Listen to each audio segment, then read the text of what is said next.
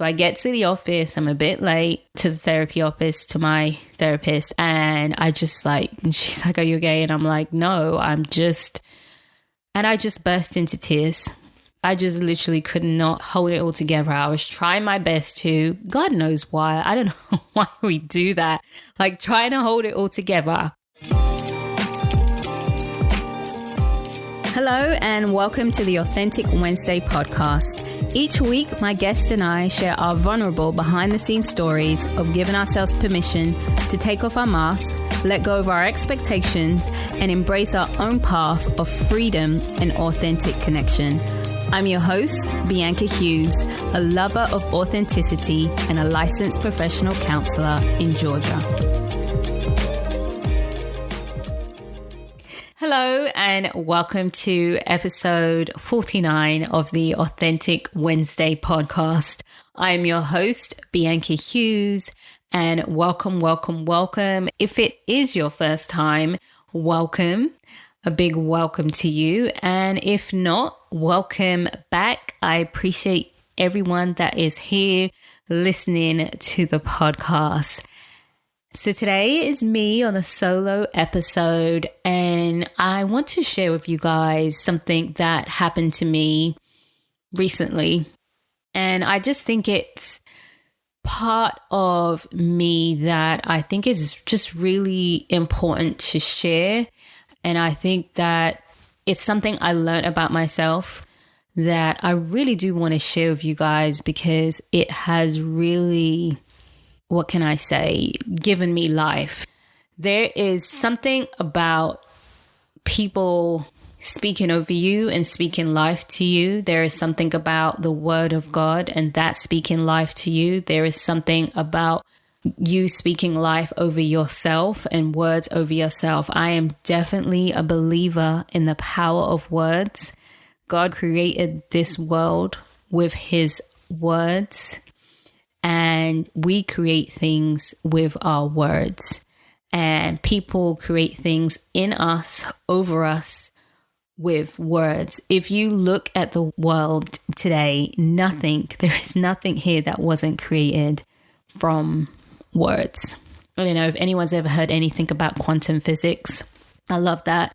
You guys can look into that, just how our words really shape into matter and create things. So I am definitely a believer in the power of words. Words of affirmation is one of my love language. So I thought that I would share this story with you guys because I think it's very important to share. It's very dear to my heart and something personally that happened to me. So as you guys know, I have a lot of hats to juggle in my life.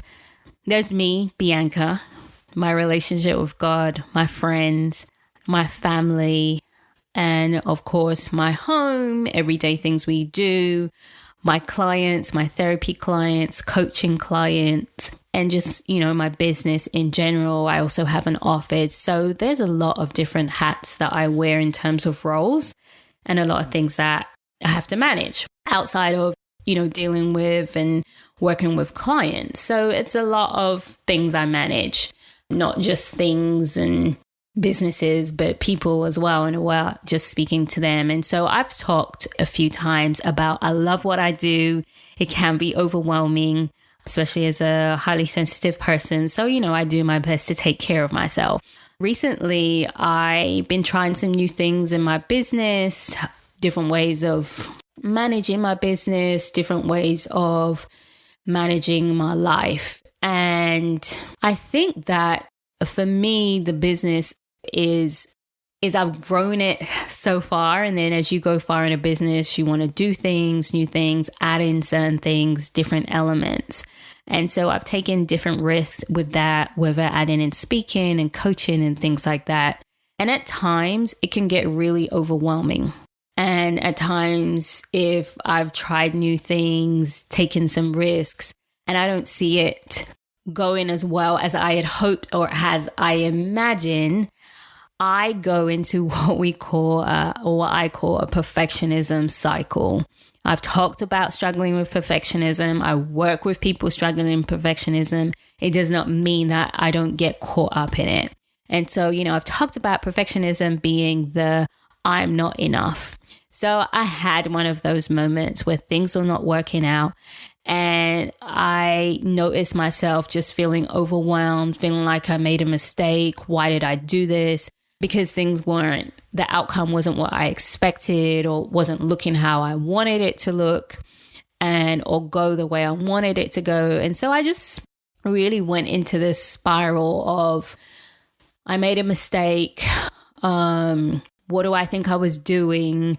I was just assessing and analyzing myself in every single way possible, really being harsh on myself. Like, I don't know what I'm doing. Can't believe I made this mistake. Why did I do this? And I know for some people, like, well, you just made a mistake. When you are dealing with perfectionism and you have this belief, and it crops up at times that, you have this sense that you have to be enough. When you get into perfectionism cycles, someone saying to you, or people thinking, well, it's a mistake, just get over it, doesn't work. That's not how your brain is wired. That's not how my brain is wired, because I want to do my best.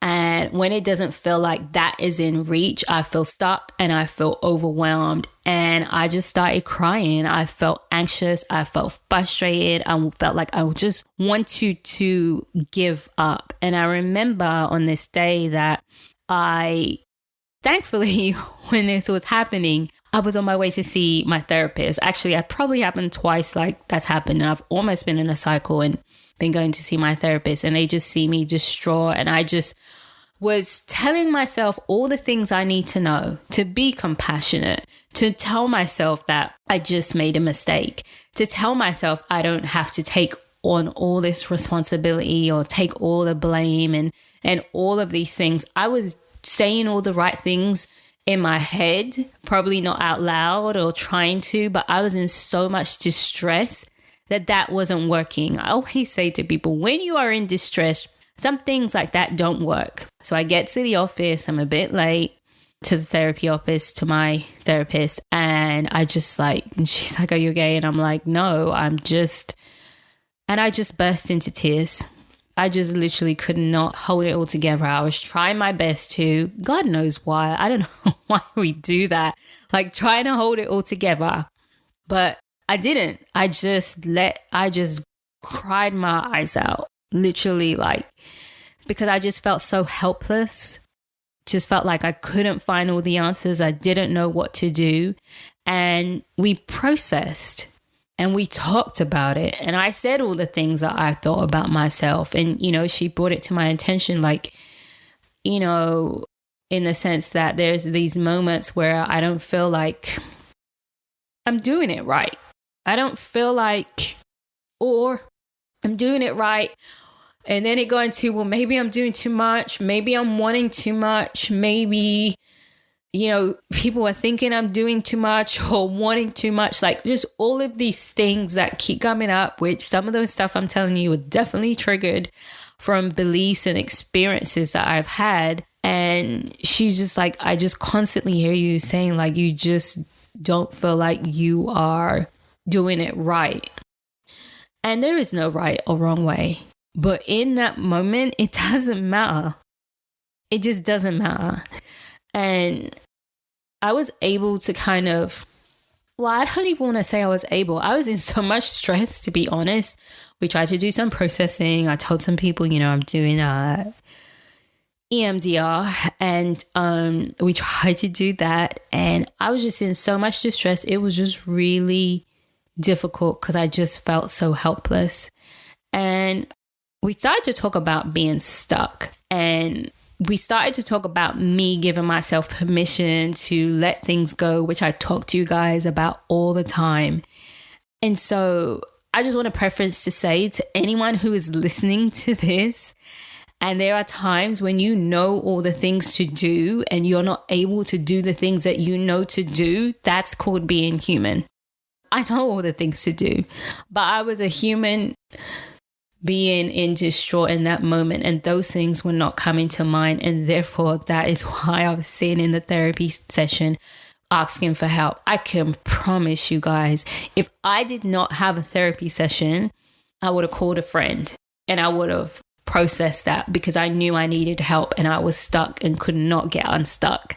So I just want a preference to say that I know what to do. I know all the things to say. I know that I have wisdom. I have all these things, but there are just sometimes you just don't have it in that moment, just in that moment.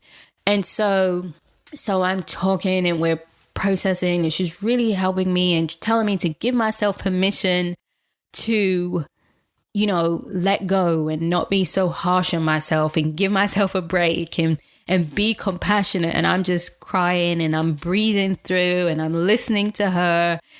And she says something to me that she asked me, what would you do? What do you do when you get stuck? Like, what have you done when you get stuck? It was along those lines. And I was like, I don't know. It just feels, no, that wasn't the question. She said, well, what do you think would happen if you just let everything go? And I said it would be overwhelmed, and you had to pick up all the pieces. And I said, I would feel overwhelmed. And she said, and then what? And I was in so much distress. My head was all over the place. I was just anxious and just in this guilt and just couldn't think. And I said to her, I don't know what I would do. And in that moment is when she said to me, well, I'm going to tell you something that I've noticed about you. And she said, one thing about you, Bianca, is you are committed to growth. So it doesn't matter if you get stuck. You are committed to your growth. And so it doesn't matter what happens to you in life, you will find a way, because your life has demonstrated that you are committed to growth. And I was listening to her and I was just like, what? And it was almost as like being stuck is not the end. Being stuck is not the final thing. You are committed to growth. And it just was so life-giving. I talked at the beginning at words, how life-giving they are, how important they are. And it was just that reminder that I needed in the moment that, yes, it was so valuable to me. And I realized, and I said to myself, and she made me write it out, and I said, I am committed to growth. And that is more valuable and precious than anything in life. No one can take that away from me. It's like two things, like there's God and there is this, my own personal commitment to growth.